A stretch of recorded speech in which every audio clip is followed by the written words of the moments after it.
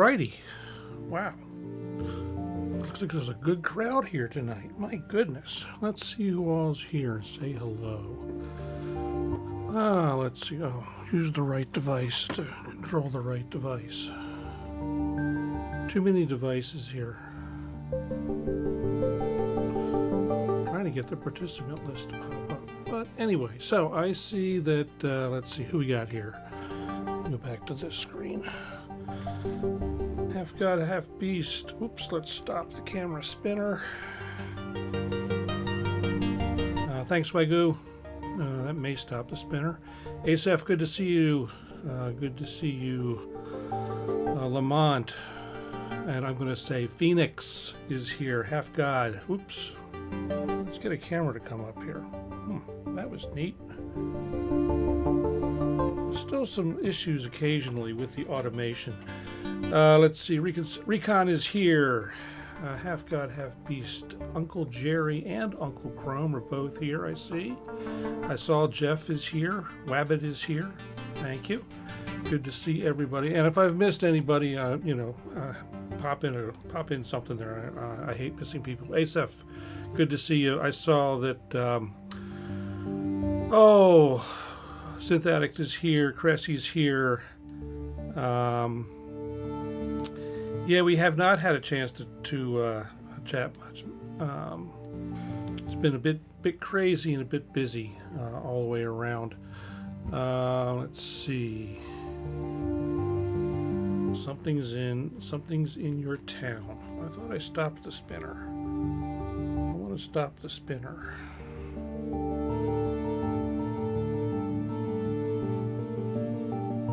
Okay, that should stop the camera spinner.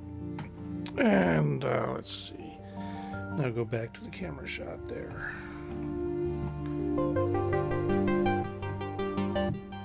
That one. There we go. All right. Hey, Marilyn is here as well. And let's see. I'm sure I'm missing somebody. And I apologize in advance. So, I see Studio 8. I see some... that there's a question as to where all these sounds are coming from, and if you've been here before, you know I do a what's in the jam, so we'll just jump right into that. And the thing that is the arpeggio, which was or the sequence that that was being asked about, that's kind of sort of the topic of the show tonight. So we will definitely find out about the sequence this hour, and questions are always welcome.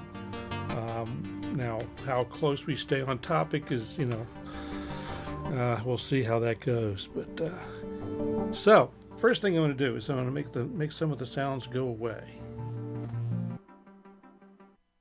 And yeah, okay, that's kind of the rude way to do it. Of course, I had the Polyroot.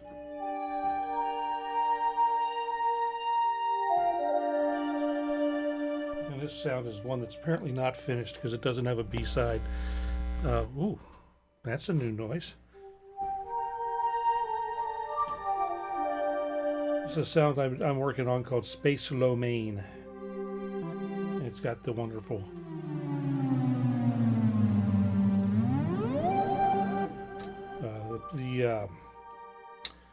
the strip is in there for that. Take 5 is doing this.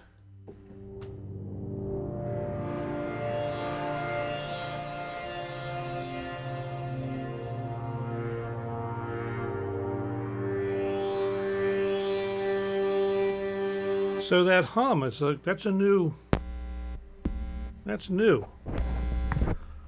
Apparently I got a hey Lamar, apparently got a new buzz. I have no idea where that little ground issue's coming from. Anyway, for the rest of the stuff that's in the that is in the jam. Did I miss somebody? Quasor, good to see you. So, do I have the death whistle? I haven't. I don't intend to play a death whistle. So anyway, God. Oh, here we go. Off the rails. on a crazy train. So yeah, who said this show doesn't create a buzz? I would like it to create a buzz in a different way, but so anyway, so let's see. There's also this sound that was going on.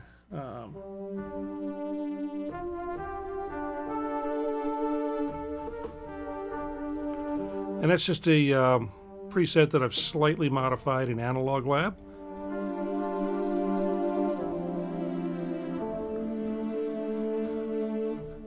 The next thing up, I'll turn it back on, is this guy. And let me take the chat out for a second here.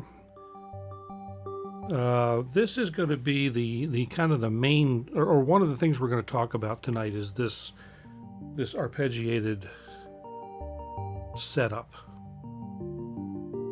and how to make it work if you're in Ableton Live. It's actually deceptively simple, but very effective. So, and the other part of that is when we make this, we're going to make it with we're going to make it out of parts that any Ableton Live user has, no matter what version of Ableton Live you have, even down to Ableton Live Lite. So, so that's that. And let's see.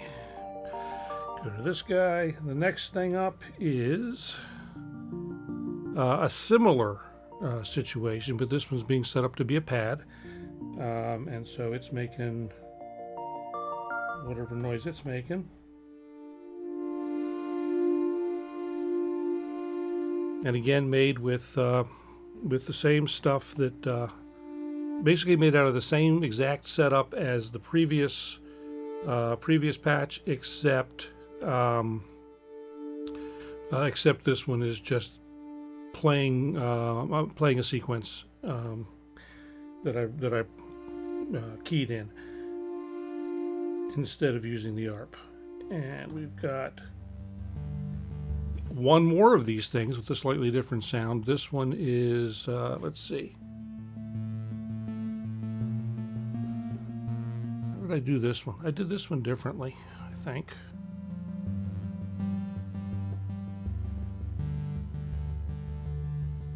If one pays attention, they can never be muted. I think I'm missing a part here for this one.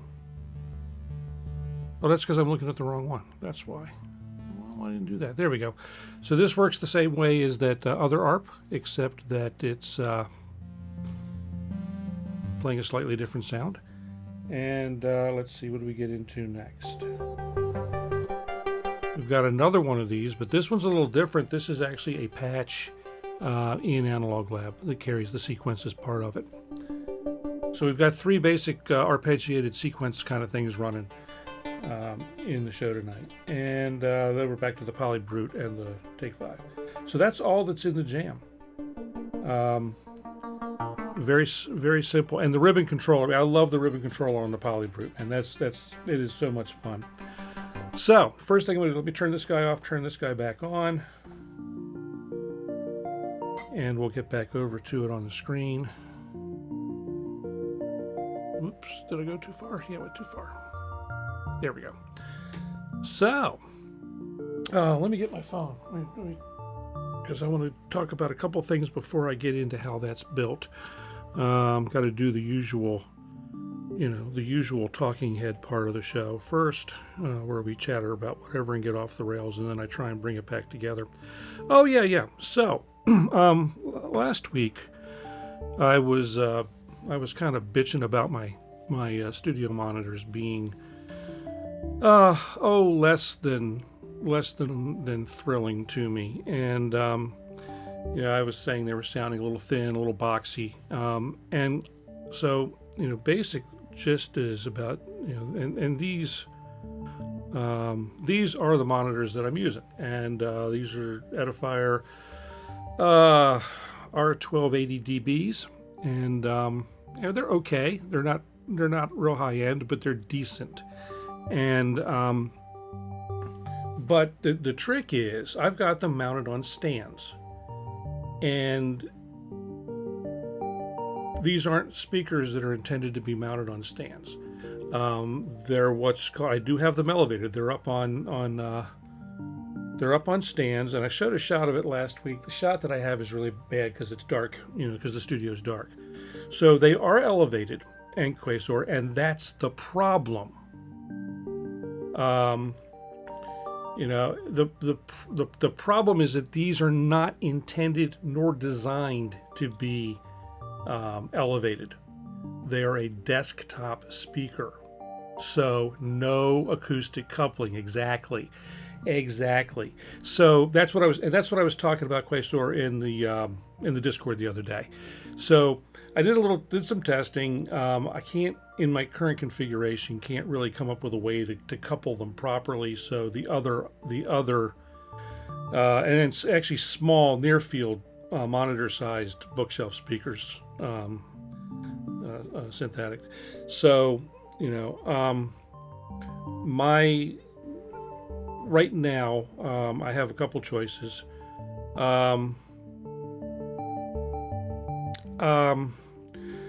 I don't like JBLs for live. I've had them.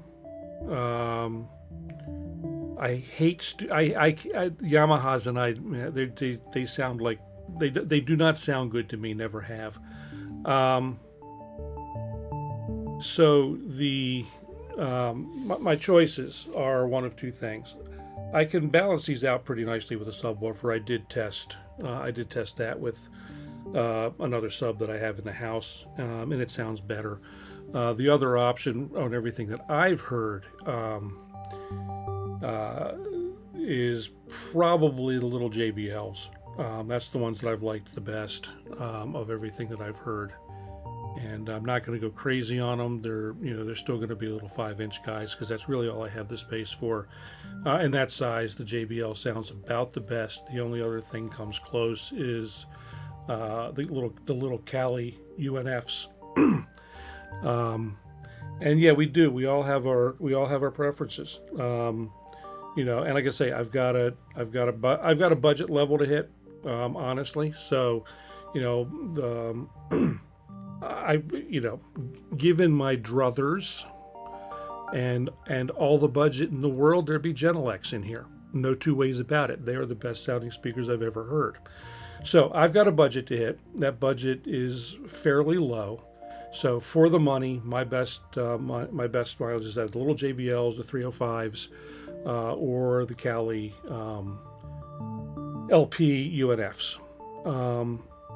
So that's where that's going. But again, the other side of it is I may throw a sub in here for now, and then when I do have more budget, go ahead and match the sub up with something better on tops. But you see what I'm doing now, Wabbit? I'm running pods to my in-ear monitor rig. And as was mentioned, all of our ears are different. We all hear differently. We all perceive sound differently. The key to being able to get a good mix is not necessarily what you're listening through, but knowing what you're listening to. The KRKs are fine. They're good speakers. And they're good as well. I just, my preference, my preference is different. These sound great when I can put them on a desk. I mean, they really sound good on the desk. There is a second pair of monitors in the room, and I do have a pair of Bose. I like to listen in different environments as well, so I get an idea of what something I finish is going to sound like. Overall in the world. So I got a pair of Bose over here behind me. Out in the living room, we've got a set of KEFs, and then I've got we've got what's in our vehicles. So the truck and the car each have their set. When I'm mixing cans, I use Sony MDR 7506s. I've been using them for 30 years, so I know exactly what they sound like. I just don't like mixing in cans for extended periods of time. So, yeah, and then to that point, Uncle Jerry, everybody mixed on NS10s. They're not great speakers, but everyone mixed on them. And if you could get a good sound on an NS10, you could pretty much know it was going to sound good just about anywhere. And I actually have a set of the consumer versions of the NS10s downstairs. And I just, they are tiring to listen to. So that's the thing for that. Well, like I said, Uncle Crow, those NS10s, they were consistent. And you know, as I said, the deal was if you could get a good mix on those, it would sound good pretty much anywhere. And the key, one of the reasons that makes the NS10s good in that good in that regard is, you know, quite frankly, they're very midsy. So if you mix a good set of, if you have a good mid-range mix on an NS10, everything else will kind of fall into place. And that's the whole rationale behind them. So anyway, that's it for these silly things. Monitors. They're not exciting, but you know, they make our lives a lot happier. So the next thing, I noticed some things going around on the interwebs because, you know, I spend entirely too much time on the interwebs. But and I'm sure everyone in the room tonight knows this. But part of tonight's stream is for the folks who aren't necessarily in the room. They're catching this on the fly, and they've you know, got their first setup going, and you know, so they're learning how to do things. So that's kind of what the kind of the target of tonight's stream is. But the next thing I wanted to talk about is some things that apparently confuse people. And like I said, I'm sure everyone knows this, but I want to talk about envelopes for a second. And you know, our good old friend, the ADSR. And there seems to be confusion, not so much about attack and decay or release. Those everyone seems to get. The confusion seems to come around the sustain stage. And if you look at if you look at most of these little diagrams, it implies, because it's written out there like everything else, that sustain is time. And sustain is not time. That's why I took sustain, the word sustain, and rotated it 90 degrees, because sustain is an amplitude. And basically you hit the key, and that kicks off the attack, and that's the amount of time it takes to go from 0 to the maximum volume available for the patch. Once it hits that, and that time goes, you hit that time, it jumps right into, usually for most synths, it'll jump right into decay. And decay is the time that it takes to get to the sustain level. And the sustain level is what you will hear as long as you hold the key until you let go. And then, well, that's not entirely true. I can sustain forever. As long as I can, you know, as long as this thing, let's make this make noise here. Let me get over here, turn this up.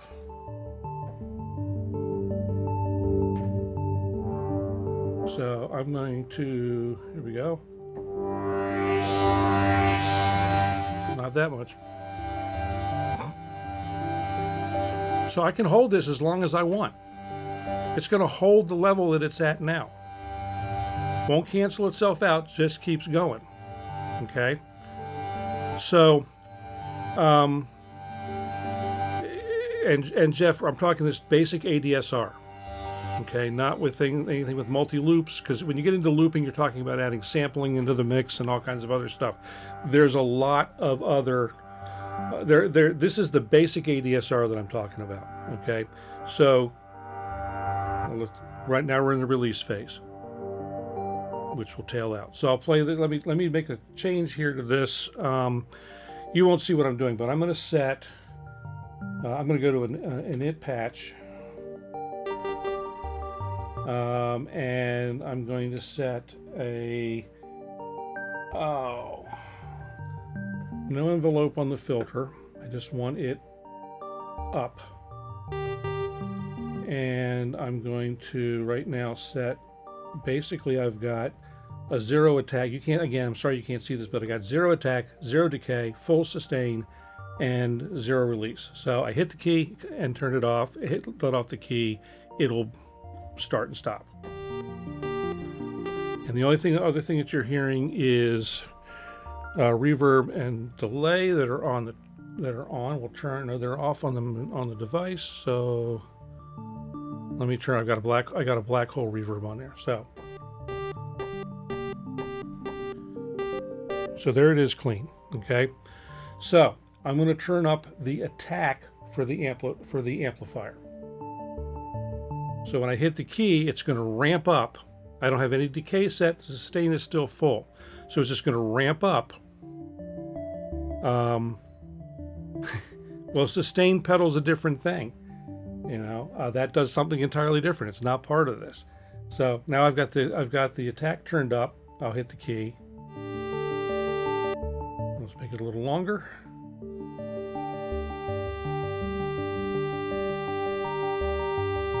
Okay, so we've come up to a certain point. Of course, it ducks out when I talk because of the way I've got that set up. But we come up to a point, we hold. And when I let go of the key, it just ends. Actually, let me do this so you can sort of see what I'm doing, maybe. Stand by while I press a couple of buttons.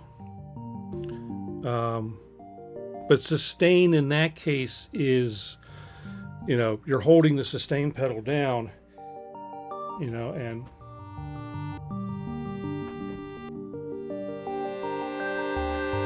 wonder why the sustain pedal isn't working. Do I have the wrong one? For some reason, the sustain pedal decided it doesn't want to work tonight. Okay. Pushing buttons is depressing. Yeah, sorry guys. I want button number 5. And we will then go to, since you don't need to see the picture at this point, I'm going to come back out of here. And I'm going to go to the cam 1 and 2 shot. Okay, so you can sort of see what I'm doing there. I will do this on screen.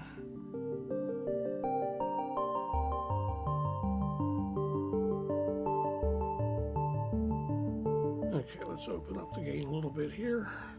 Okay, so on this synth, on take 5, attack, or this is amplifier attack, decay, sustain, and release. And this is how much it positively or negatively affects the signal. So I'm going to turn that up all the way. This row up here is attack, decay, sustain, release, and an amount for the filter. So right now we're just dealing with the amp. So turn the sustain or the attack up.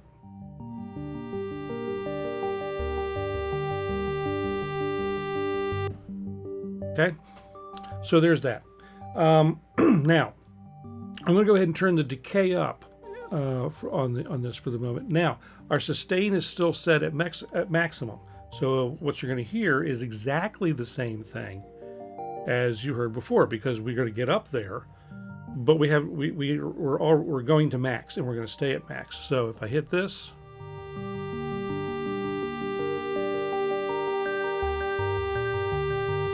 and let go. Okay, so sustain is a hold. Is another way to call it. We're holding that note without using our hands.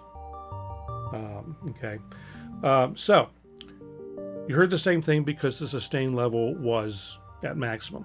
So now I'm going to turn the sustain level down. Okay, so what you'll hear is the level will ramp up and ramp down a bit and then hold until I let go.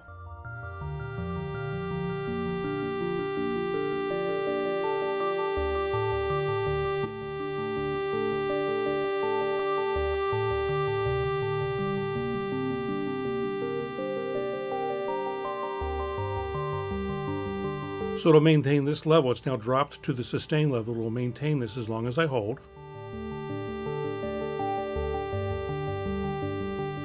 And when I let go, we're now into the release phase, which right now is set to instant. So I'm going to turn that sustain up a little bit. I'm also going to shorten the decay a little bit because it took an awful long time to get to places. I'm going to turn the sustain up a little higher so it's a little more subtle. And then now I'm going to turn the release up some.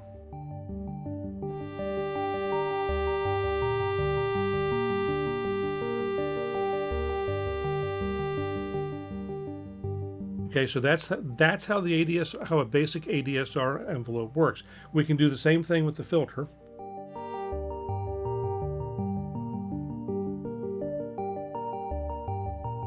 I'm going to set it for basically the same, and you'll hear it kind of sweep in. Actually, let's make it a little more obvious. Turn the resonance up, it'll get really obvious.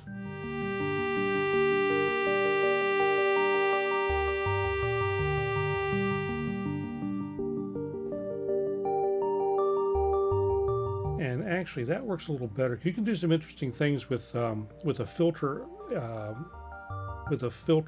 envelope. You can actually make it so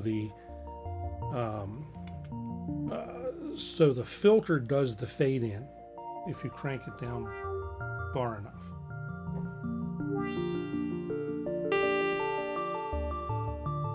On most synths. This works a little differently for some reason.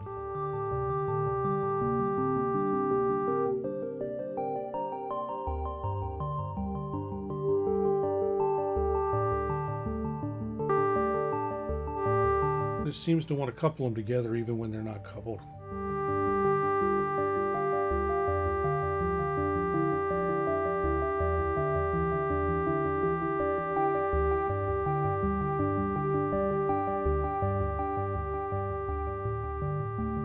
So this has nothing to do with computers, Jerry. Nothing at all. This has to do with good old analog synthesis. So we're not computing anything. All we're doing is setting voltage levels. So again, so this is just synthesis 101. Okay. I didn't want to modular. No modular. You know, part of the thing too, I've got probably not the greatest. Let's see. I should be using a better wave shape for this. Part of the problem.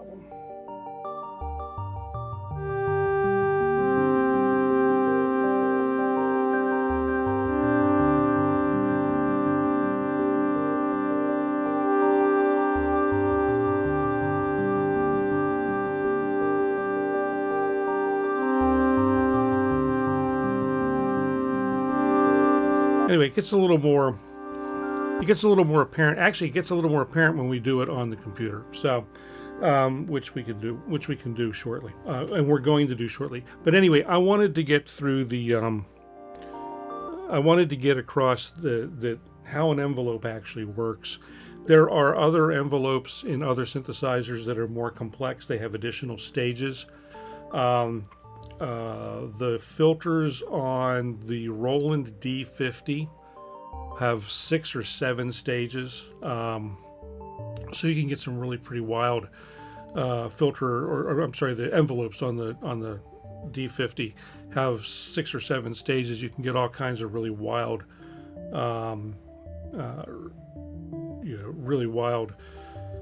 effects using that. And yeah, the Moog filters, the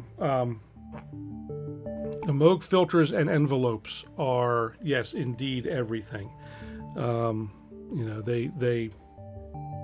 They make everything huge, and not just the Moog. I mean, there's others that do it as well. We'll look at this a little bit when we move into the next phase. But anyway, wanted to get through ADSR. That seems to be a point of confusion. And I'm looking at a couple things at once here. Let's see. So that's that. Okay, go back to the town is everything. So back to here for the moment. Okay.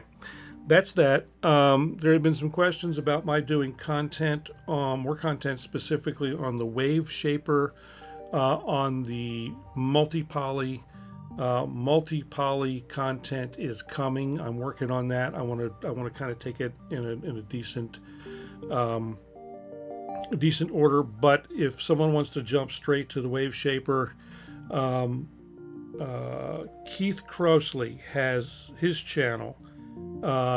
He's doing a lot of deep dives or dives into the multi-poly now.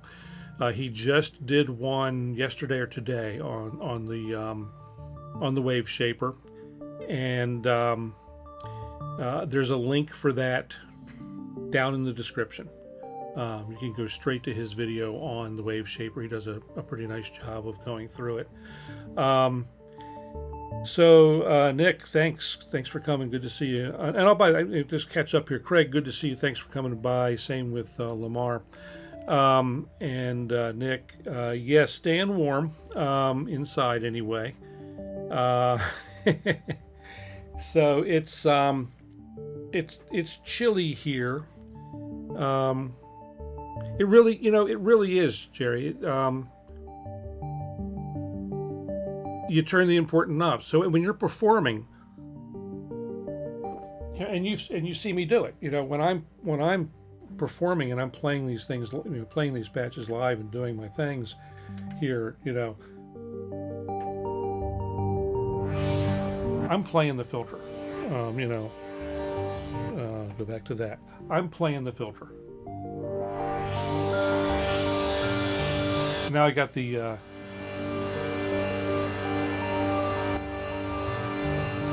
envelope on this is pretty wild too. So the envelope on this one's really long, and now I've pulled up a preset, so the settings that we have on the panel aren't important at the moment. We're playing the preset settings.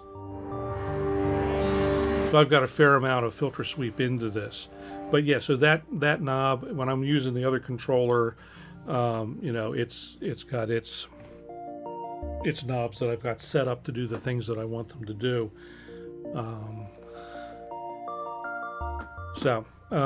Anyway, content for that multi-poly is coming. From me, check out Keith's channel. He's got a lot of really good stuff. And so that's covering up that. Now,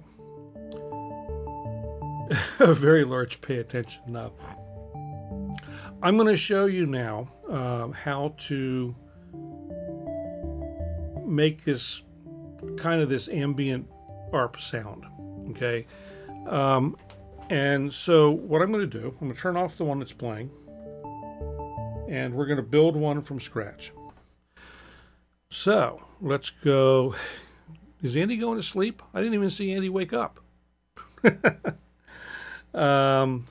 Okay. So yeah, Uncle Chrome, yeah, you're learning that. But here's the deal. Here's the deal, Paul. This applies to others as well.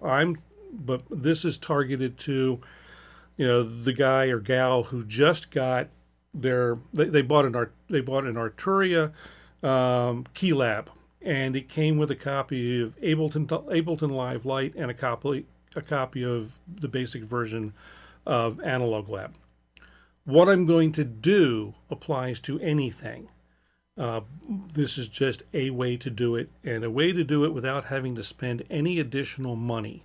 That's kind of where I'm going with this. So I'm going to bring up the PC full screen, and first thing I'm going to do is I'm going to go ahead and I'm going to insert a new track in Ableton Live, a new MIDI track.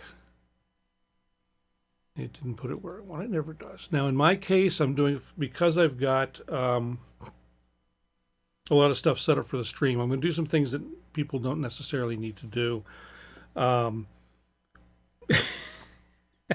Did you get it at the post office, Paul? So the first thing I'm going to do, I'm going to add, I'm going to go into Instruments, and every copy of Ableton Live comes with a synthesizer called drift.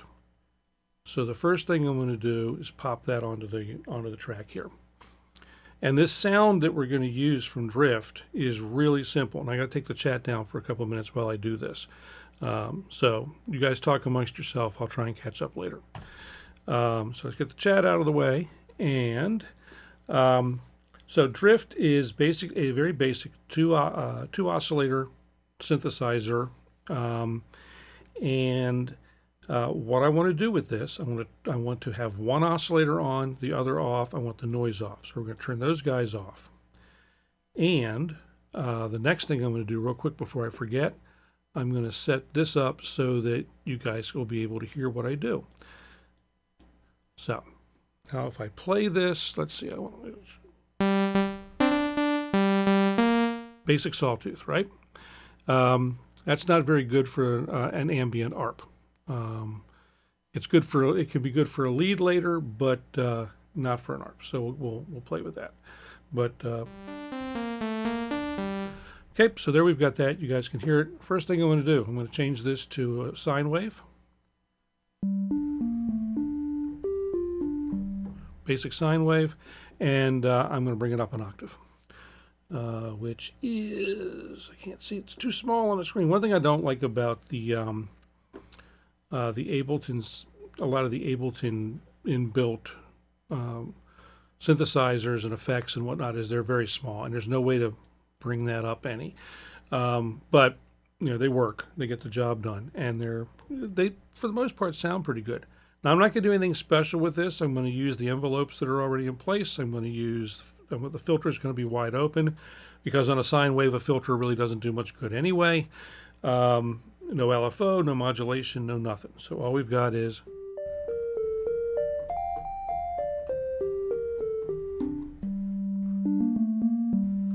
okay. So the next thing we're going to do, I don't know, wonder if things are sounding weird. Huh. All right, so I'm going to, the next thing I'm going to do is I'm going to grab a MIDI effect. It's the arpeggiator. And I'm just going to drop that there in front of it and make a couple minor settings. The key one to making this work the way that we want it to work is Ableton Live is scale and key aware. So if you look up here at the top where my mouse is flying around, right now we are set in G minor, and the global scale aware button is turned on. So this means that any new tracks that I create, anything new in there is going to come up in G minor. And I want to check something real quick, because I thought I was starting in D minor, and I was. So let's go ahead and correct this. Whoops. You go away. I want this to be right. I don't know why it switched to D minor. Okay, now it appears to be in D minor. Good. Okay, so with this in D minor and this on, if we now come down to the arpeggiator and find the same button, click that, it changes the arpeggiator's key and scale to D minor. So now any notes that this generates will be in key. So I like D minor. It's like my favorite key. So I don't know why, but that's my favorite key. So now if I play this guy, I'm holding down one note, which you can't see, and it's arpeggiating that one note. If I hold two notes, it'll go between, go up and down. And okay, basic arpeggiator stuff here. But that's all you need to do to set the basic arpeggiator up to play the track, or to play the drift, playing the sine wave in key. Okay?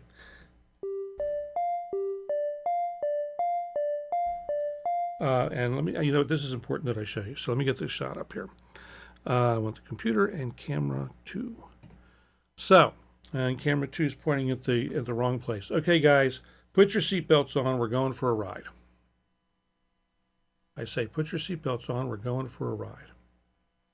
There it goes.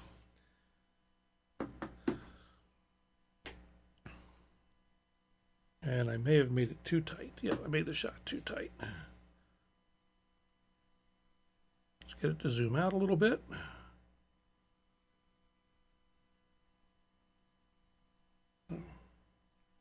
Hit the right button, Garen. There we go. Okay, good enough. Not really what I wanted, but good enough. And let me make a little more light on the scene.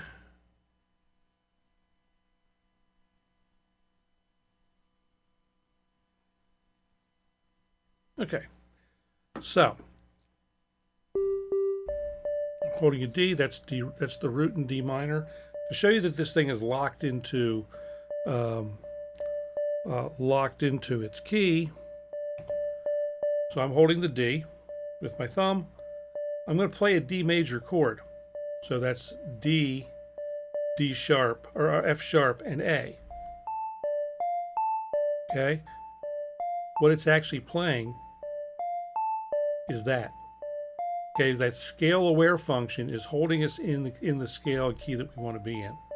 So if I play a wrong note, same like in D minor, the B is flat.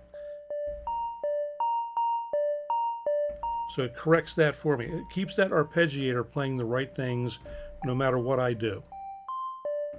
So it always fit well together.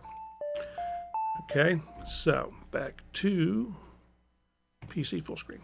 All right, so we've got the first parts of our ambient arpeggio. All this needs at this point is delay and reverb. And so we'll go back into we're in our audio effects next. And I will grab just the stock delay and the stock reverb. And you see a whole lot of stuff in here because I've got the full boat version of Ableton Live. But so all we need to do to this to make this right, literally, out of the box, is turn on ping pong. And now we've got pretty much, I mean, I might do a little tweak here and there, but this is pretty much that arpeggiator that you heard.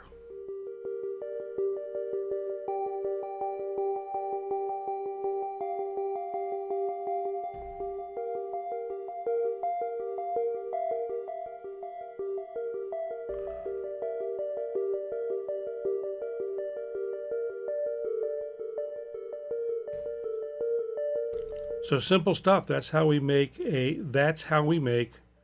an ARP, a basic ambient music ARP in Ableton Live without spending any more money than we spent on the Arturia or other controller that came with a copy of Ableton Live Lite.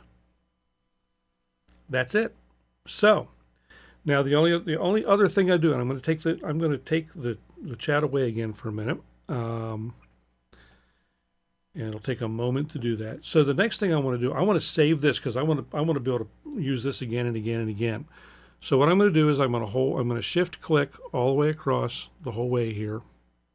And then I'm going to group these just by doing Control G or Command G if you're on a Mac. Okay, so now we have these in a group, and we can come down here to this little teeny tiny disk icon and click on there, and it'll drop it into our instrument racks, and we can just call this Ambient ARP. Done. So now we can bring this back and use it as many times as we want in different ways. And then what we change, we can save. So what I'm going to do next, I'm going to add another MIDI track. And I'm going to bring our ambient ARP back. Because what I'm going to do now is create a bass. So I'll just drag this in here. See, it brings everything back exactly the same way as it was. Now in the bass, I want less reverb and I want less delay. Like a lot less. And obviously I want a different sound. So I'm going to go ahead and go into drift, and I'm going to change oscillator 1 from a square wave. I'm going to change it to or from a sine, I'm going to change it to a square. And that was awfully loud because it comes in default at full volume and not routed correctly. This is... And somebody just starting with Ableton Live wouldn't have to go through all this sends only routing stuff that I do. This is just so that it works well here in a live environment for streaming. Let me turn that back on, see if anybody's asking me anything. Lamont, pay attention. Okay, so let's go and work on our bass a little bit more. I want to add a second oscillator to this to give it a little more of a growly kind of. Oh, actually, I'm going to pull this down an octave or two. Give this guy a. Let's put a saw on there and detune it just a little bit.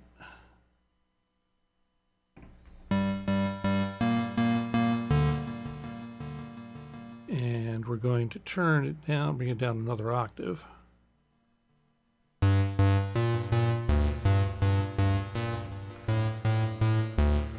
And I want to round this off a little bit. I want to change the filter a little bit. So, and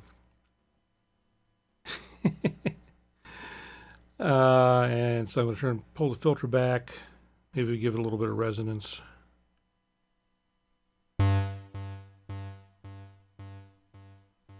Something's weird here.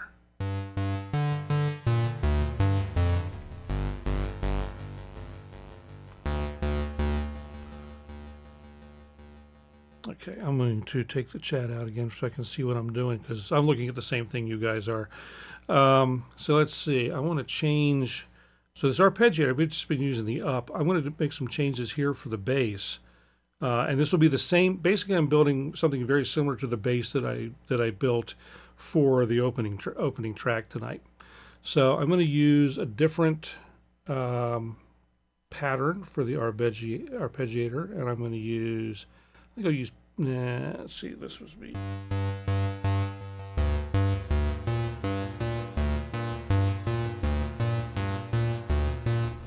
That one's kind of boring. Let's do. There's a diverging one. I think this one might work. Yeah, this looks cool.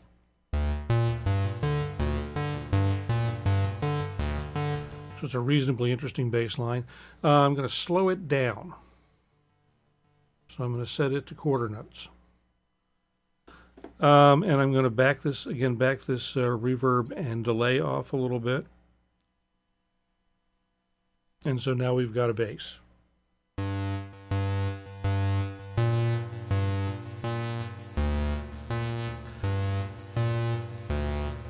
All right, so that's that.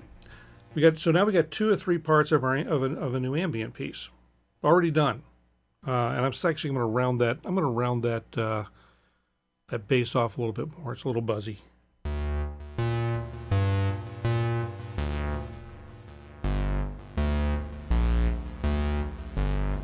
Okay, so that's pretty much that. Nice and simple. And you know, another thing we can do with these guys, I'm going to jump back to the regular ARP here, this guy. Because we can also change the number of steps and the distance between those steps.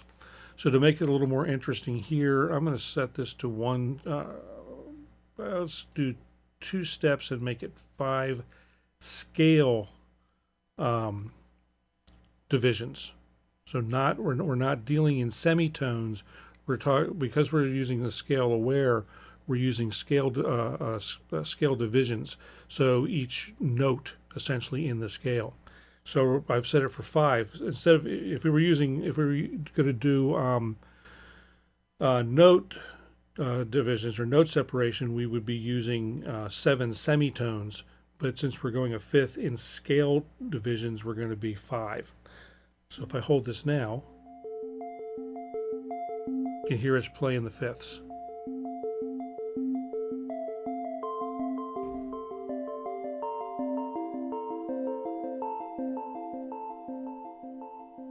I'm not going to do that with the bass though. That I'm going to leave just as it is.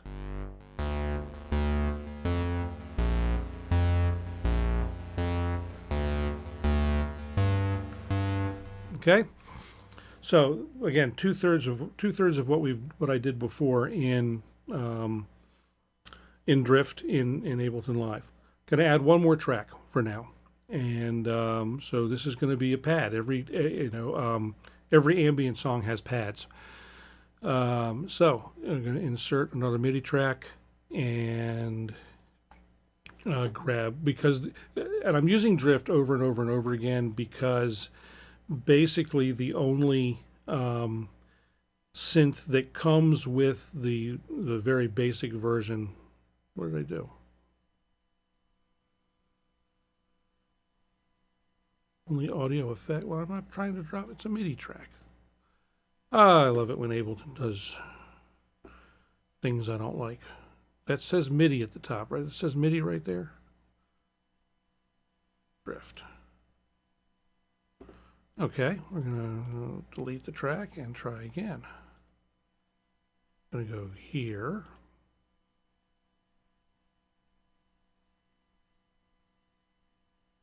And I'm going to insert MIDI track. And I'm going to grab drift. Hey, that's neat. I wonder if you can only have but so many drifts going, but it says it's an audio track. Just for giggles and grins, stand by, guys. I'm going to try and see if I can get, I am in instruments, drift. There it goes. I have no idea what that was about. So anyway, here's drift. Back with our sawtooths. We're going to go ahead and route it the way we need to route it. Turn it down a good bit. All right, so sawtooths make good starting points for pads. I'm going to do sawtooth, and I'm going to do this kind of funky thing here for the moment. I'm going to turn that one off while I work on this one. Now with drift, we can kind of monkey with the shape of the wave, which I'm going to try and do.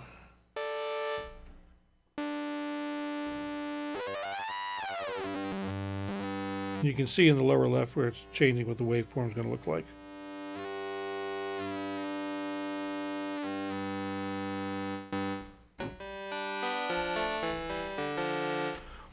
Okay, I'm going to filter this bad boy down a lot.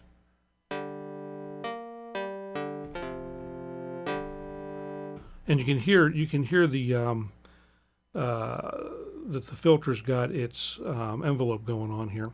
So by default, I believe the filter is hitting this envelope. Yeah.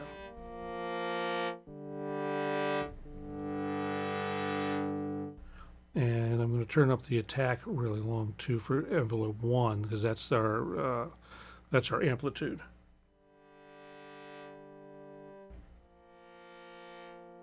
Okay, so you guys hear that, again, we're back into the envelope thing. Hear that real short decay as it drops down to the sustain level.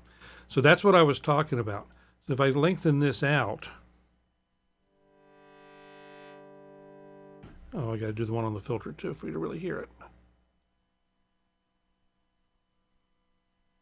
And that filter, you can see, drops down a lot more.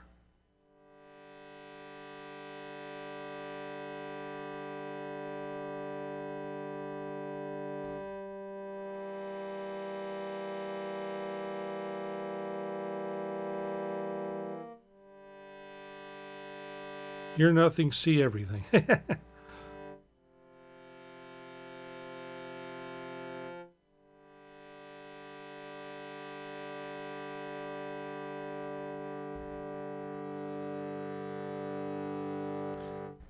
Okay, Paul, you're watching. I bet you're watching in your living room, and you're on a 65-inch screen. I know what you're looking at.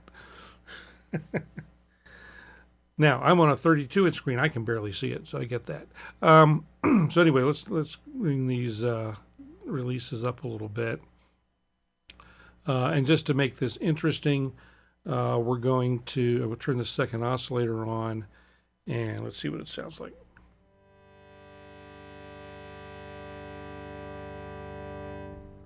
Asaph, you might want to come back and watch later because it's not going to be visible at all on your phone.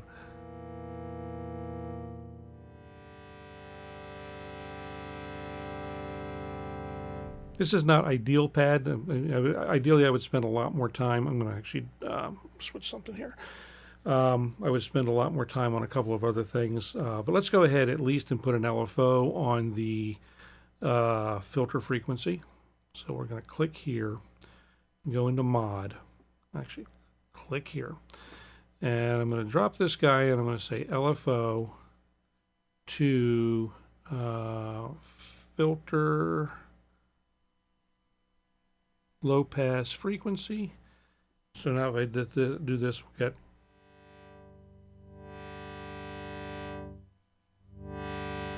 so that's kind of too much. We're going to drop that way back. And I don't like the speed of it either. I just want this to be kind of subtle. So we go to the LFO and here, and I will drop the rate. And actually we'll do this to time. And I'm going to make this do it every 2 measures.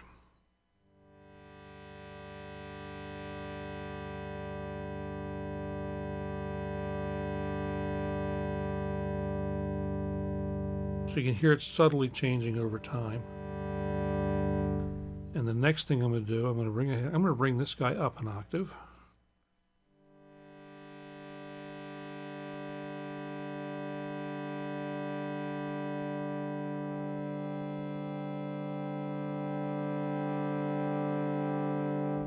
And bring the resonance up a little bit so it kind of sweeps just a little bit.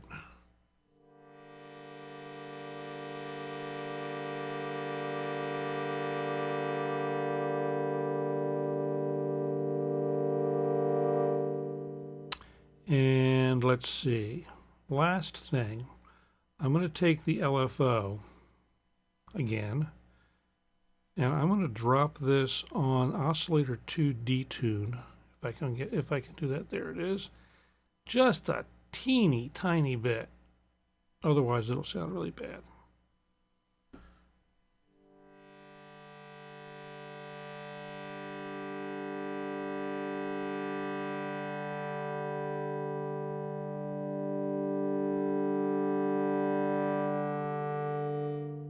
Maybe a little more.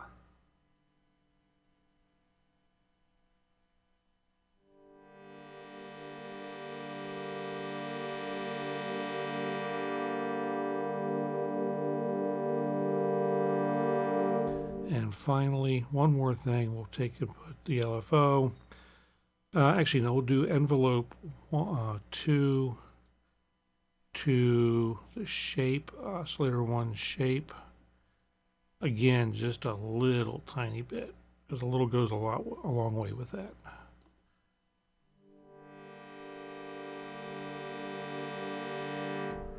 A little more. One of the drawbacks to this synth is it only has one LFO. So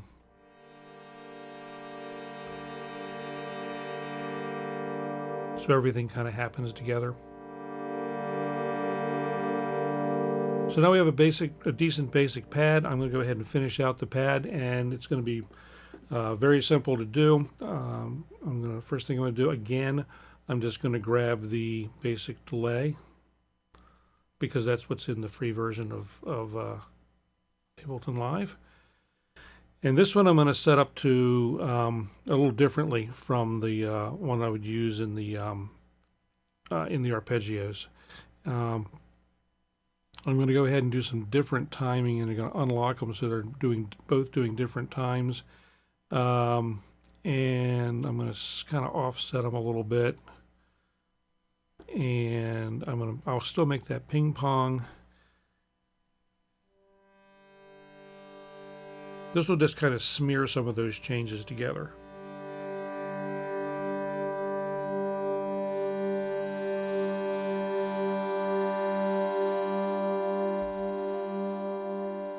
And then the final bit will be to bury that in reverb.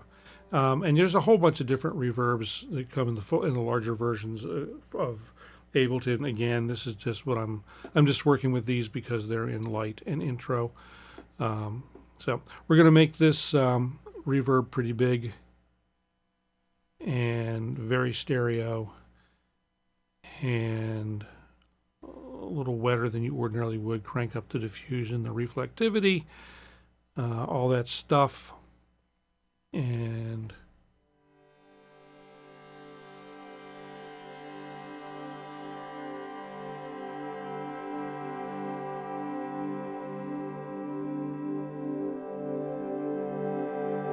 so there we've got a pretty decent a pad sound done with just the stuff that comes in Ableton Live. All right, so let's go ahead and turn this into a sequence. So I've captured that. If I click this guy here, you can see I've basically it's basically recorded that entire chord thing that I did. This will be a pretty boring one, but I'm going to go ahead and build the loop, and we'll make this loop, we'll make it 12 bars. And so that comes in and is playing. We can bring the bass in. Bass is pretty simple. Come over here. Again, we're in D minor.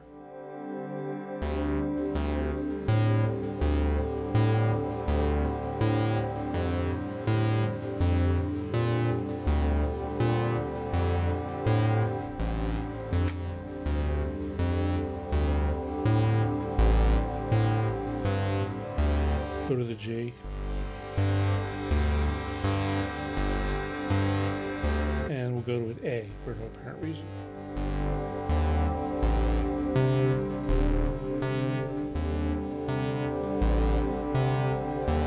And Lamar is now shaking in his boots because I'm doing this crappy bass line. But for what I'm doing, it's a perfectly valid bass line. So we'll go ahead and turn that on.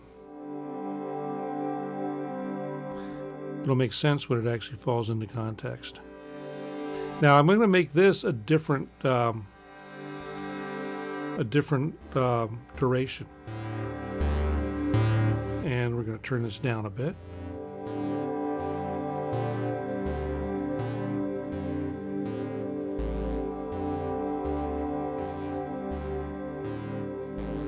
D minor into Haas, like I said over.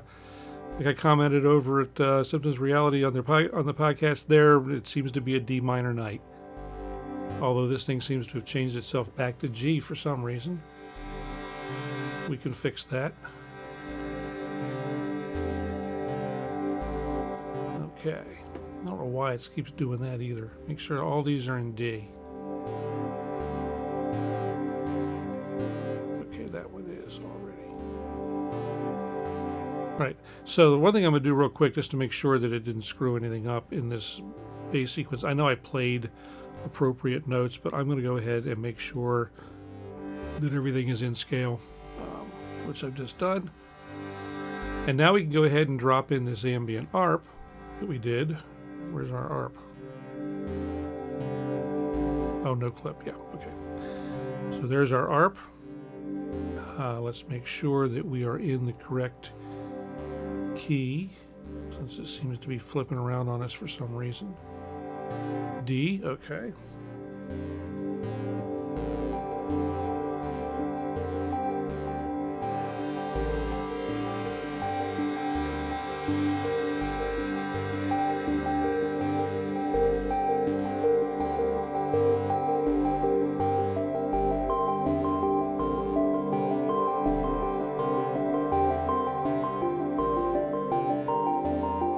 And all I'm doing at this point is just playing kind of sort of random notes on the keyboard.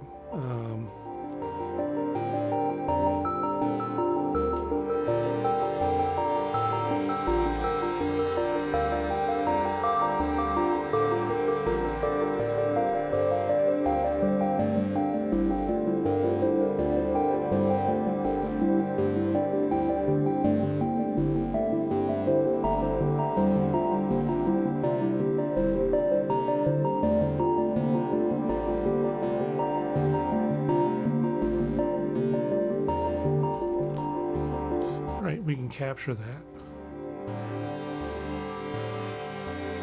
and stretch this out so it grabs the whole thing.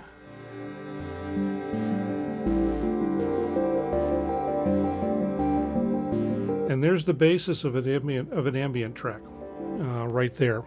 That's pretty much all there is to the base killer artist name. So basically we have just built a basic track. I mean, it's not, there's a lot more to do, but we've built a basic ambient track. And what did it take us?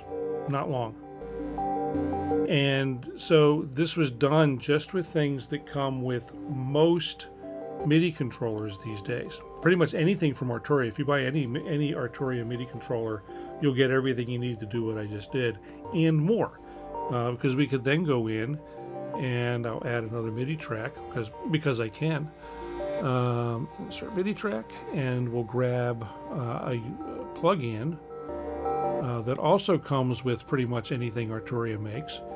And we'll grab a copy of the basic version of Analog Lab. Now I'm looking at this. You see me peering because I'm seeing exactly what you're seeing. So somewhere in here, Analog Lab, there we go. Drop that on the track. It's going to do this silliness again, huh?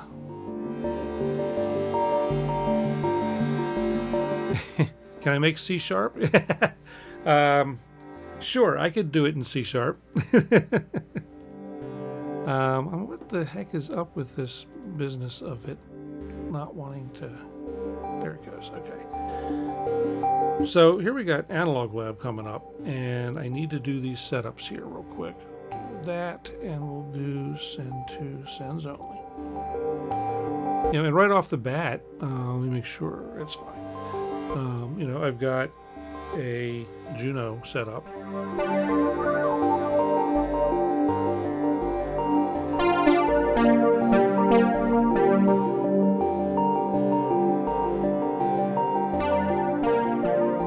And one of the nice things about Analog Lab and an Arturia setup is that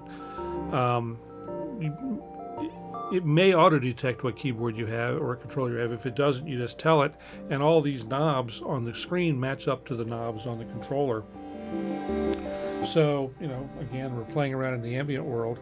Let me press the right button and tell it I want to play with these controls, and I'll crank up the delay and the reverb.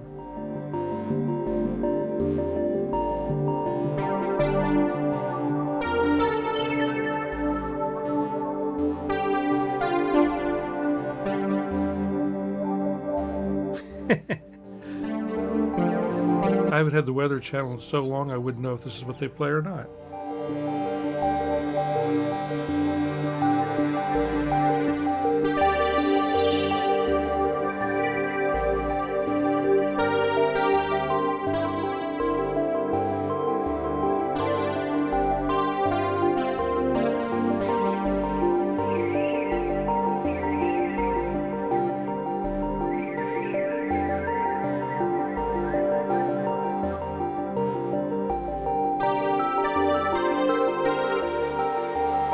Now, right now, I do have to be careful to play in key because I don't have anything to lock this down in live play.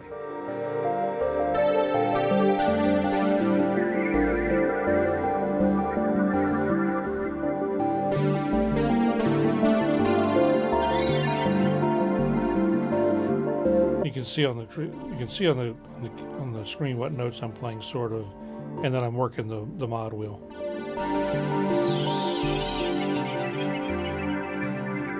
But I could introduce other aspects of the sound.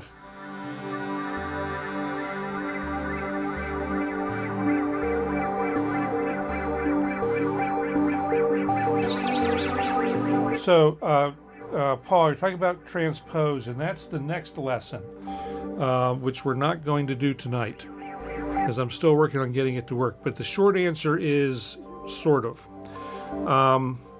There is a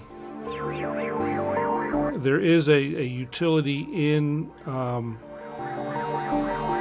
Ableton Live that we can set ahead of everything and kind of sort of control it with a separate device or a separate part of the keyboard to handle transposition. and I'm working on getting that set up. So let me give a couple credits here while this is going on. First, the idea for doing this ARP, doing it this way to some extent, came from Chris Bryant over at Signs of Life. And so this is, if you listen to any of his stuff, you basically hear this same ARP, okay? The difference between mine and his is, in this case, I decided to do it entirely with stuff that comes for free in the most basic version of Ableton Live. When Chris does his, he may vary what's in the ARP, but usually for the sine wave ARP, he'll use GerenM as the VST, that's the synth, and instead of using the stock reverb, he puts Valhalla Supermassive on it. That's basically the difference between his ARP and my ARP. He does some different things for the bass. He has not extended the ARP out to the bass. When I get into the pitch changing thing, mine is going to be based on a on something that Luke Stark, Synth Seeker, put together, and I'm not going to steal too much of his thunder with that. He's got a he's got some stuff where he shows it. He uses a launch pad to control the pitch,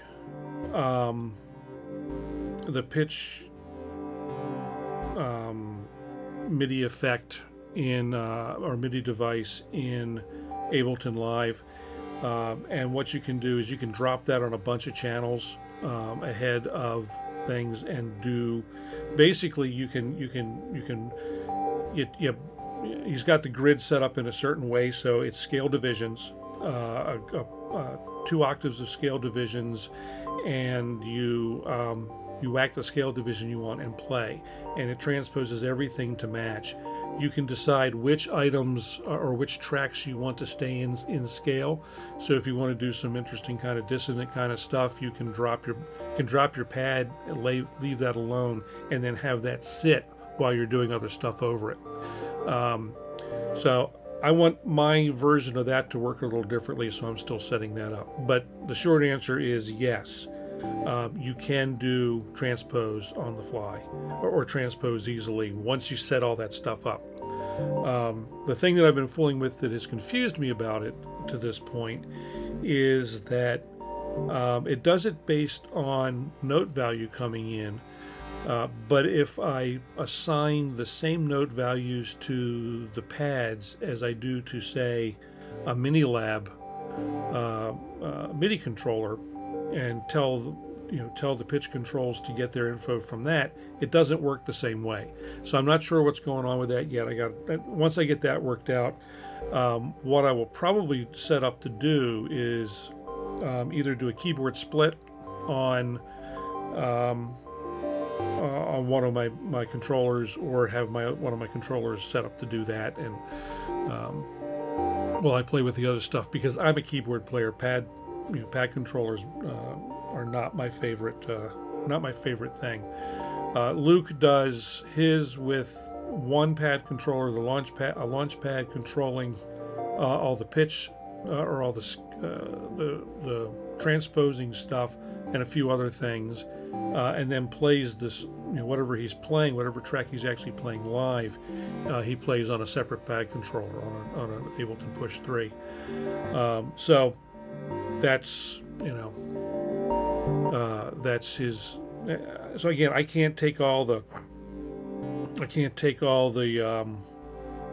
credit for all this. I'm just kind of combining other people's ideas, distilling them down, and that's really what happens a lot in the on here, on the internet. A lot of people were sharing information.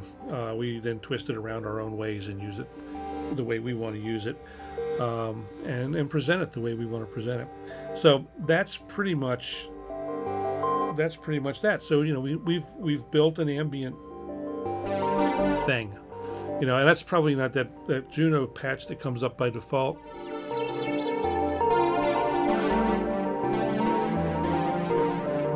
Probably not what I would use necessarily. I might do something a little different, or at least tame that one down a little bit. One of the things with Analog Lab, if you don't have the full version, you're limited to the controls that you see on screen and one other little screen. Quite frankly, I mean, I own the full suite of Analog Lab as well. A lot of the presets that they do are really, really good. So it sounds like those EMPS videos you've been editing all day. I wonder why.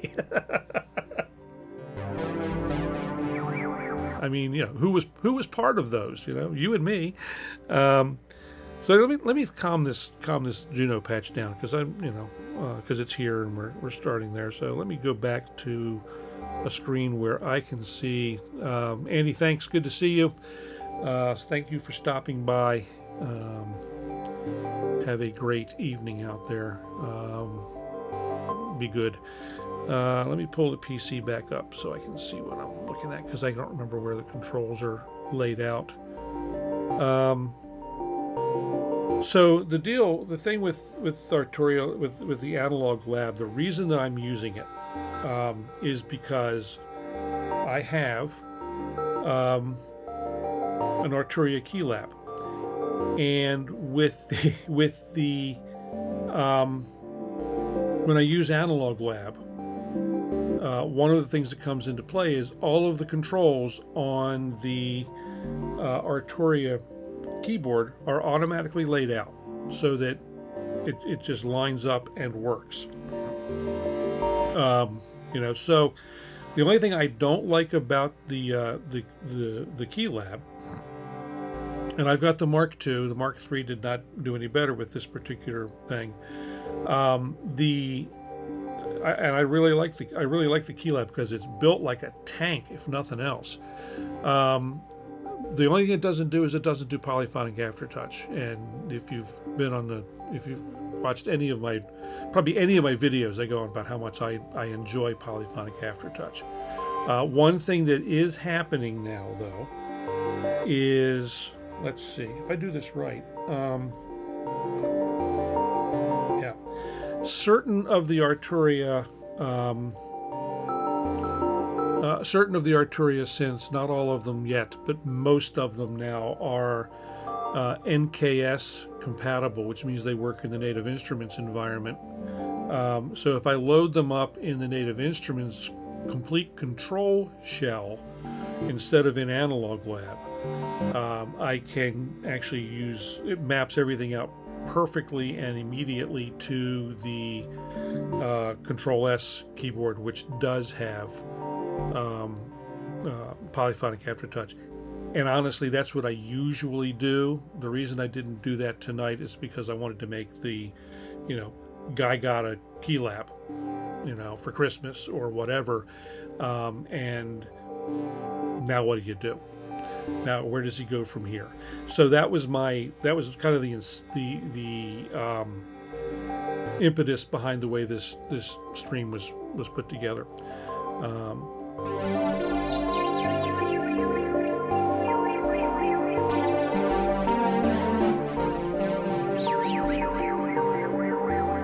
And so, Paul, in the other track that I did when I started, there are sequences playing Arturia synths as well. But I like to play live. I mean, I'm a keyboard player. Been one for 50 years, so I like to play keyboards. What can I say? So, hey, there he is. Hey, Luke. I was just talking about, no worries. I was just talking about your, and I don't have it set up here, but I was talking about the jelly beans a little bit. Paul was asking about, I've basically set up this thing, and let's get some of this stuff out of the way. I've got these arps and things going, and so the the thing to put ahead of here, obviously, is the pitch control and controlling with the jelly beans. So basically, I'm building the same thing. I was telling the guys and gals that I want to make some changes to the way my jelly beans work now that I've got them working. So I'm going through and making some things a little different than what you did. It's really a great idea, though, the way it works. So that's what we've been fooling with tonight. Let's see, where do I want to go? What was I getting ready to do? Oh, I know what I was going to do. I was going to kind of calm down this Juno patch a little bit. So if I get in and I turn down the brightness, and I've got VCF cutoff, I can pull that down a little bit. And so, you see the sliders moving, or knobs moving a little bit on the screen. I can't really get a good shot of this anymore in here. But all these are laid out exactly like the controls on my Keylab. So I'm just basically kind of taking some of the bite out of this.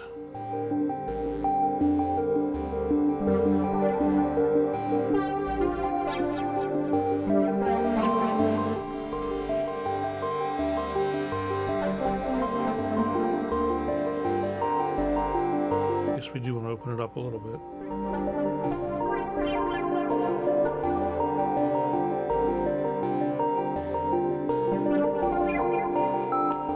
Boy, does it get peaky. It's a Juno.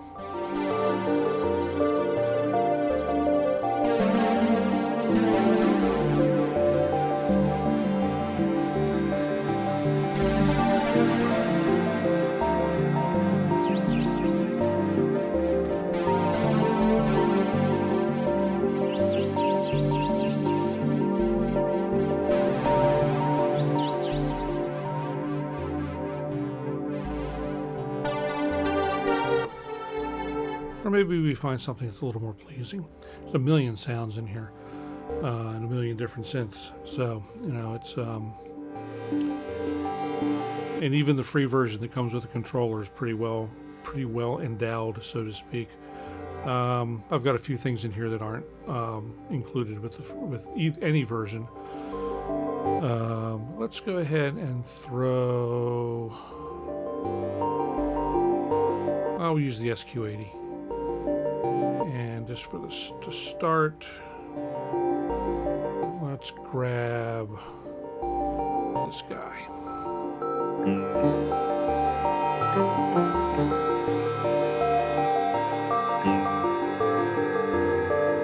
No, didn't like that one. There we go. That's an ugly noise.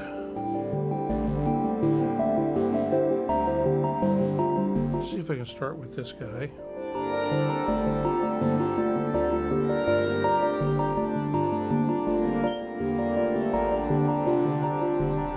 Turn it up just a little bit.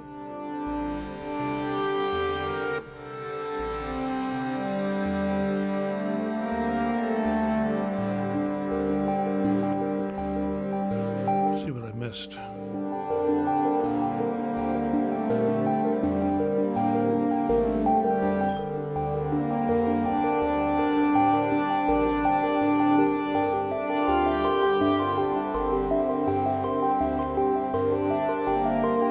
Yeah, Jerry, it really is. I mean, it's like I've got a room full of stuff here, and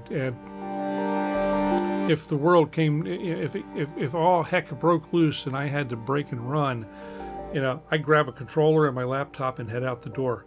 And I wouldn't be thrilled because I wouldn't have my polybrute, I wouldn't have my multi-poly, I wouldn't have my wave state or my op 6 or my take 5, but I'd still be able to make music.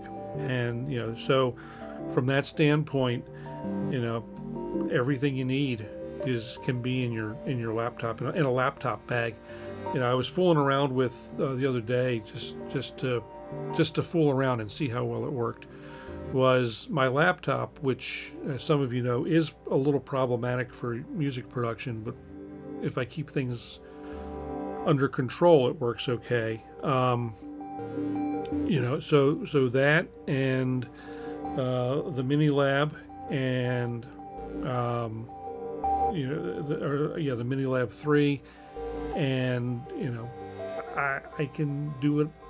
I can do stuff, and let's see, what was I going to say here? There's stuff here that I'm missing. I experimented using multiple individual beans. Okay, that's good to know. So I won't go down that path because, you know, I was kind of sort of thinking some of the same things, Luke. Oh, jeez, what on earth is up with that mic? So let's see, what else, what did I miss here?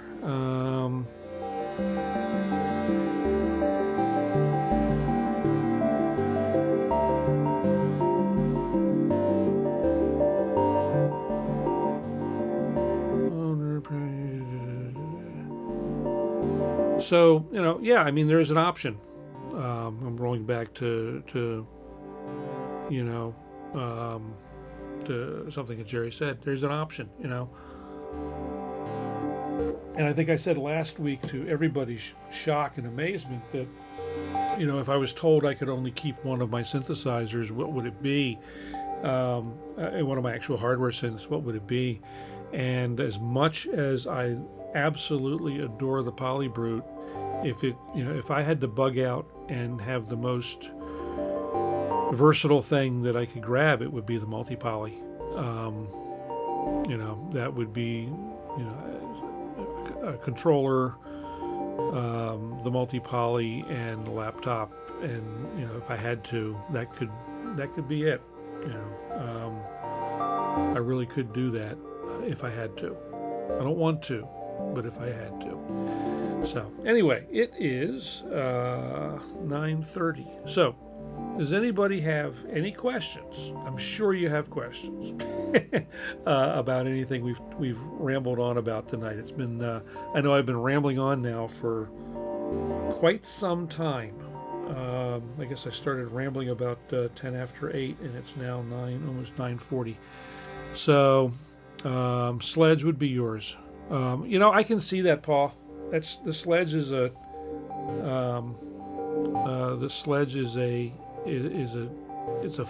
fun instrument to play. You know, Quasar, glad you had a good time. Appreciate it. Thank you for being here. Thank everyone for being here, and you know, for the folks that are still hanging. Fell asleep. That's okay. So did I. You know, you can always come back and watch the replay, because, you know, it'll be up. It'll be up at some point. You know. So what was the sequencer driving everything? So you're hearing it. Okay. Basically, this is what what you're hearing now is almost exactly the same as what I started with, just slightly different, slightly different sounds, just because I built them on the fly. But if I were to come back in here, let's put this down, and so let's see, my bass is, which one? This one. Let's turn that off and find the bass over here. Which one is it? And I had some slightly different sequences running the chords and whatnot, but I mean, that's pretty much the same. Here it is. Here's the bass.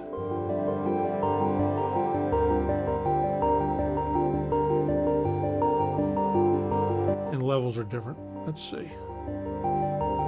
So if I were to go ahead and take, and again, I'm looking at the same thing. You are, so the Ableton screen is really small. I think this is the ARP. Yeah, it's the new ARP. Here's the old ARP, which is almost exactly the same. So yeah, you know, that was an interesting scene that Dylan was in, and I know a little bit about it, largely because my father was there and knew a lot of those folks. So it's I want to see the movie. I will probably watch it in the living room when I can. But who, my father? My father is was 85 when he passed away a couple of years ago. But he was, he was there. He was the 60s. Yeah, my dad was, so my dad, it was interesting. My dad really wasn't into the pop culture scene. He was a few years before, so he would be, he was the part of the beat generation. He was a beatnik basically. And he was heavy into jazz, but through his work, he ended up being in the Village a lot, and so he got to know a lot of those folks. So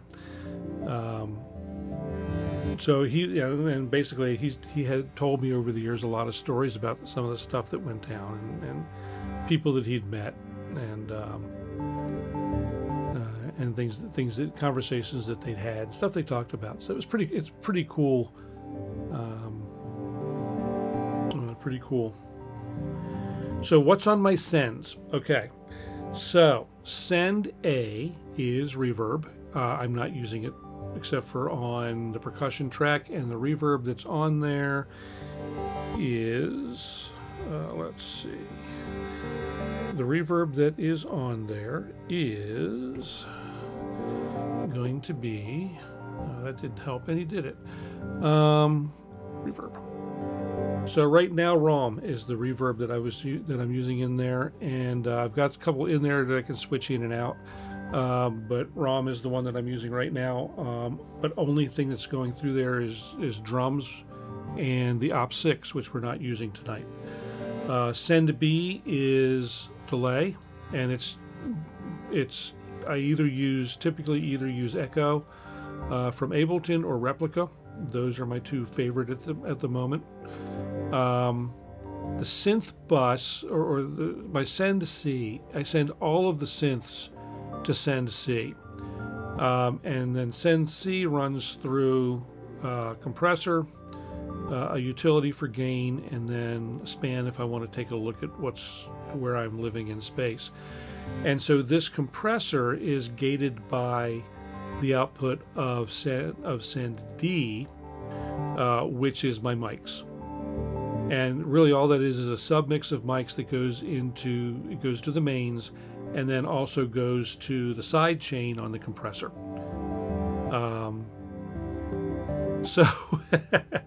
So again, and I've not used ROM on anything tonight. If I were to go ahead and bring in the percussion track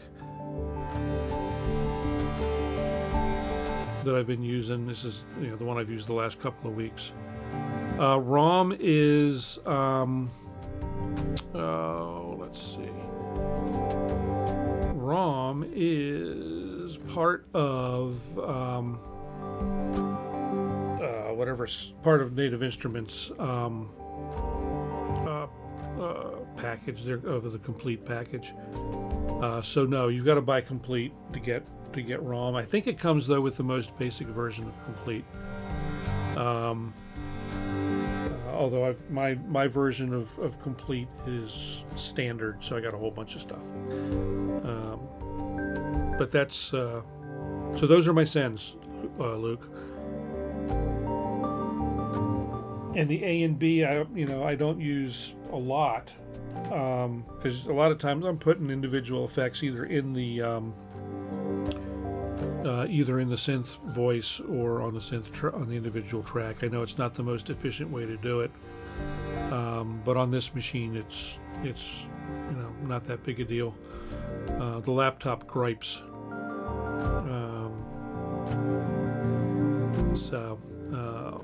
So that's my sends. Christmas of Reverb, ROM Supermassive Arturia plate. So yeah, the other thing that's on here, although yeah, I buckled and I bought this, and so this is essentially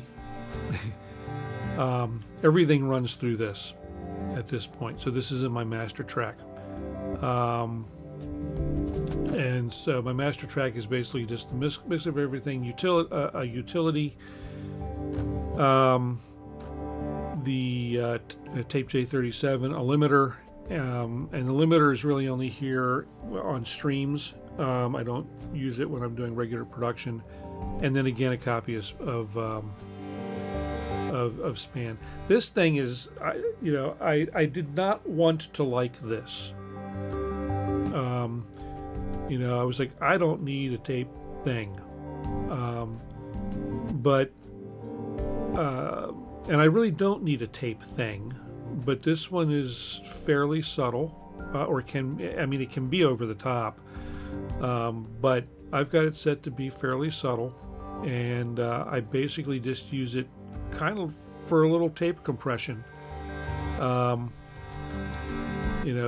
it's, I'm digging it.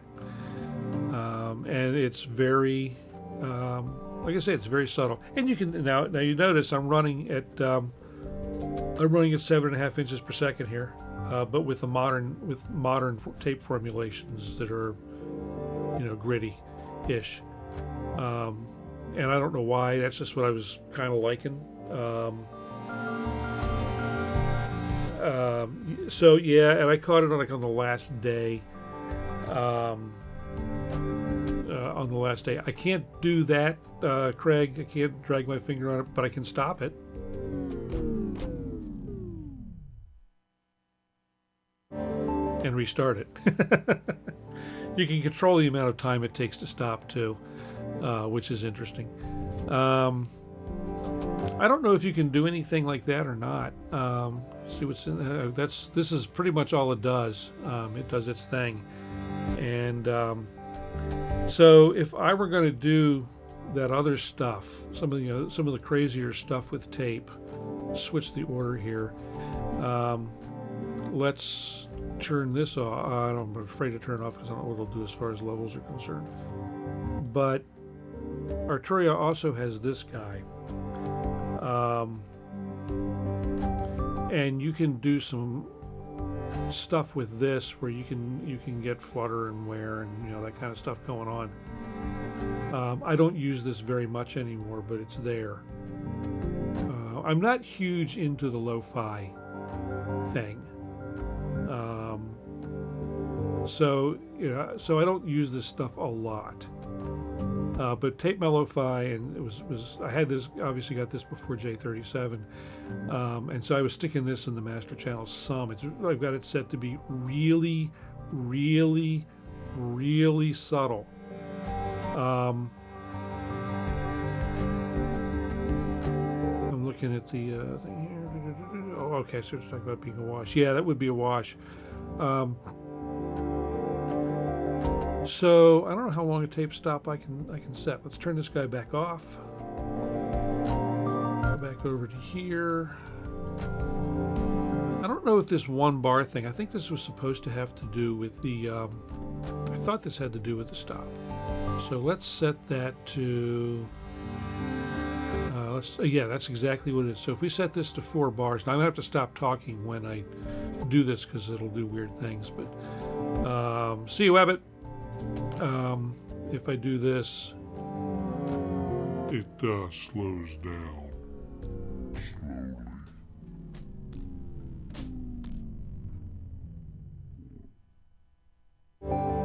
So anyway, fun stuff like that.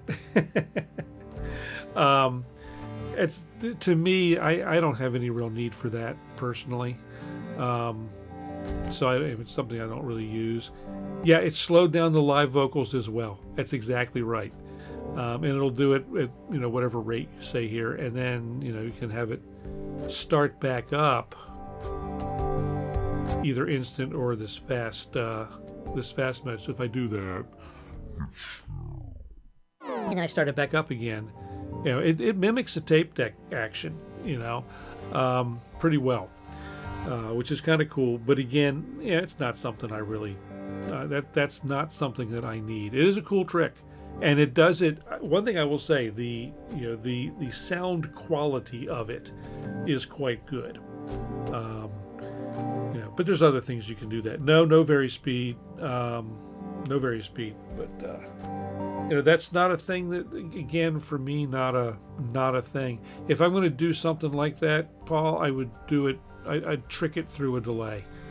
You know, you could put this on a send, and put a delay of some sort, of like a delay ahead of it with no feedback, maybe, and then modulate the delay time, feed that through this, and then trigger it so you could do the whole thing with a click or something that would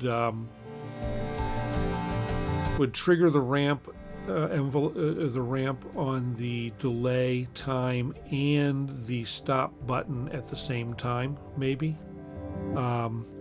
Or you could just, in other words, you know, modulate the delay or pitch. Oh, you can do it through an audio pitch. The newest versions of Ableton Live do have a pitch gizmo that I haven't played with yet. See, now you're taking me off the rail. You're taking me off the rails on this crazy train. So let's go ahead and find that thing. That's going to be an audio effects. And what do they call that?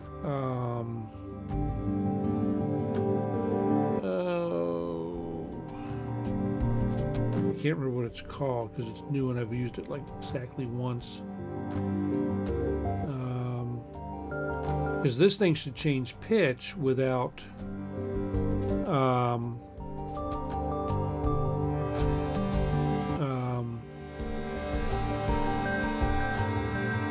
auto shift, that's it. So if we stick that there, auto shift, I found it.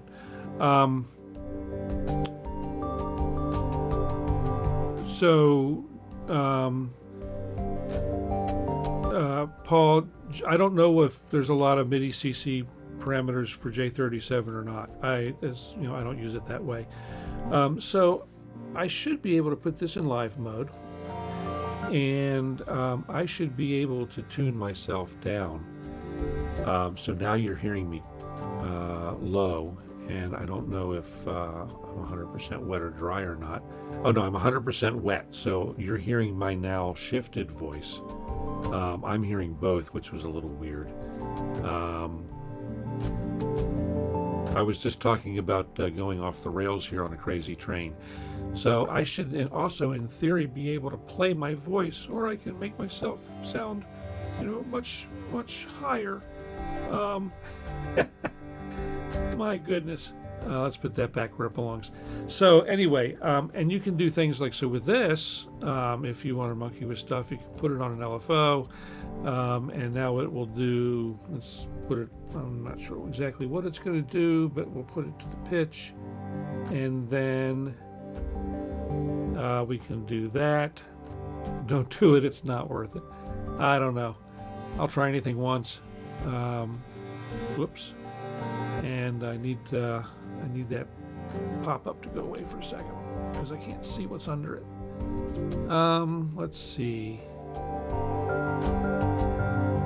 right, there we go. So if I take this, and if I do that, now it should be doing weird things to my voice. Yeah, at half a hertz, I can hear it doing weird stuff. Okay, we don't need to do that. Make that go away. And so anyway, yeah. And so as Luke says, yeah, I can hard tune this thing into oblivion and say the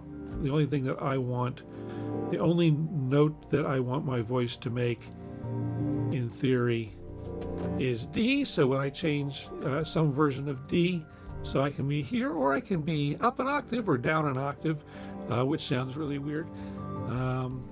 You know, and so other kinds of weird stuff. And I have not fooled with this thing, you know, because it's not the kind of thing that I use. Sounded like the subject of a famous analog voice pitch shifter involves some nasty clamps. So this is, you know, to me, this is it's not something that I don't think it's something that I'll use very often. I don't do much in the way of vocals. Turn up the speed. Oh, okay, where's that? reduce the MS timing. Where is it? Where is it? Where is it? Is it underneath? Let me make this full screen.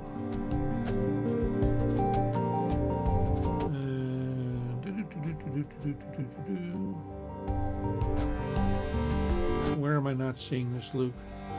Oh, here it's fade in. Rate in hertz.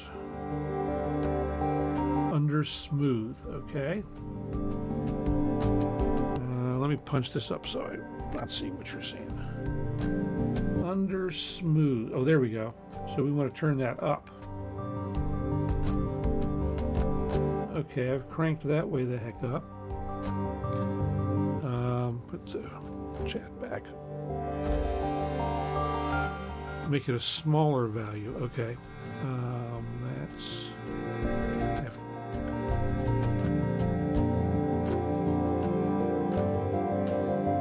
Okay, so now I've got a really small value. And...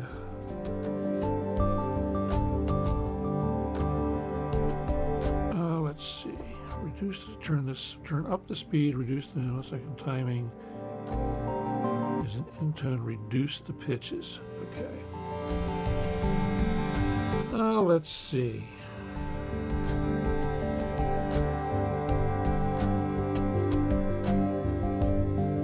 Okay, so now I just have those pitches that you're going to hear, I think. So if I go real low, I go up and down. I can't see. The thing is, what I'm listening to, I can't hear it. Except it's kind of sort of mixed with my voice. So I'm not sure what you're hearing exactly on the live. I'm hearing a monitor mix that's a little different. So if I'm getting more robotic, so if I were just to do, like that, those are the only two pitches that I'm going to get, and more realistically for a robotic voice, it would probably be something like that. Which is kind of cool, I guess, craft work. All right, let's turn this thing off. So anyway, I'm not even. So we were thinking about trying to automate this in a smooth mode to kind of save this. Okay, I'll save it. I don't know what I'll use it for, but I'll save it. And so, by the way, so the other thing, we were talking earlier about the arpeggiator and the pitch control and all this stuff being scale aware. This is scale aware as well. So we're in D minor. I can, if I turn this back on, hit this guy and hit this, it will only do, if I do this way, it'll only do notes in key. So that's, I'll still be a little bit robotic, but I'll hit all the notes, but only the notes. So that's another cool thing that you can do. If you do need to do pitch correction, you can, mess around with it and get it to be, so, and we can change the format too, so that, I sound a little more like I've sucked a helium balloon, or do some other weird things to that and sound like I'm, messing with my voice so that I'm not recognizable on TV. Let's turn the scale aware off, go back to my limited notes, and then, so the lollipop builds up here, and the informant on the TV spy show or court show is down here. So that's all pretty creepy. Let's make that go away. But so, and I hadn't really thought about it, Recon, but,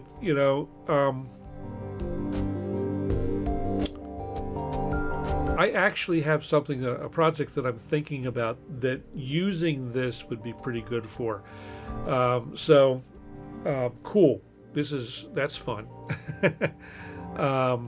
And it would be,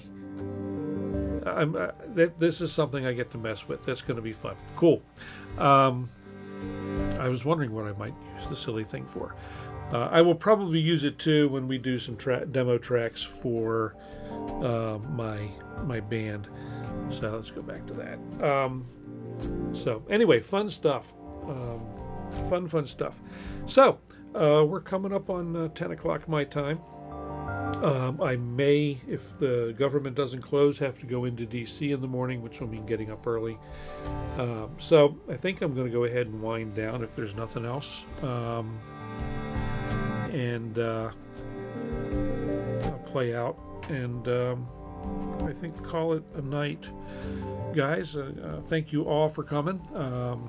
Appreciate you all being here. It's been a much fun evening. There will definitely be some outro music. I think things are intact enough that I didn't. One thing when I do these, and I do all these, I do the demos and stuff, I break everything. So then coming back at the end, it's kind of always kind of a guess as what is going to work and what doesn't work. So we'll see what happens. Yeah, I'll definitely do some music on the way out the door. As Craig says, please hit the like button. If you haven't already, please subscribe. Visit the website. All those fun things. Links below for pretty much everything we've talked about tonight, or anything that was relevant to the discussion. And I'll have some time code stuff up on this sometime tomorrow or tomorrow night probably. Otherwise, I will catch you all on the Discords or see you here again next week. Thanks, everybody.